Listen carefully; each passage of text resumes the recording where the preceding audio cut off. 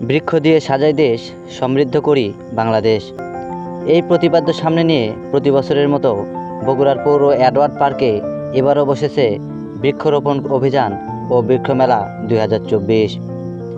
মেলা চলবে 7 দিন ব্যাপী।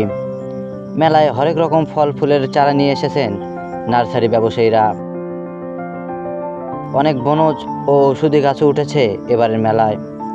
মেলায় উল্লেখযোগ্য গাছসমূহের মধ্যে রয়েছে মৌচান্ডা, কদবেল, ড্রাগন, থাই শরীফা, আঙ্গুর, কালো আদা, পাহাড়ি বেগুন, গোলাপ, রামবুটান, থাই মিষ্টি জলপাই, মিষ্টি গাব, থাই লাল কাঁঠাল, ভিয়েতনামি কাঁঠাল, আমড়া, চিরতা, তেজপাতা, কাঠলিচু, তিন ফল, কালো এলাচ, আলু বোখারা, সাদা লজ্জাপতি, কাঁটা লজ্জাপতি সহ কয়েক হাজার প্রজাতির উদ্ভিদ উঠেছে এবারের মেলায়।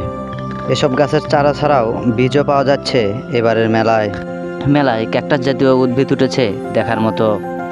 এই উদ্ভিদগুলো মেলার সৌন্দর্যকে আরও বাড়িয়ে দিয়েছে।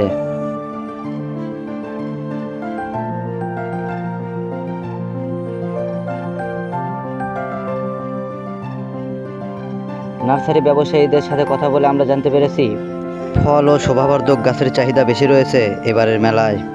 মেলায় নার্সারির পাশাপাশি প্রদর্শনী স্টল রয়েছে অনেকগুলো। সম্মানিত দর্শক মণ্ডলী, বিশ্বের এই জলবায়ু পরিবর্তন থেকে বাঁচতে হলে আমাদের উচিত বেশি বেশি গাছ লাগানো। আর গাছ লাগানো একটি সওয়াবের কাজ, তাই আমাদের উচিত নিজে গাছ লাগানো এবং অন্যজনকে গাছ লাগাতে উৎসাহিত করা। সবাইকে অসংখ্য ধন্যবাদ। সবাই ভালো থাকবেন, সুস্থ থাকবেন। আল্লাহ হাফেজ।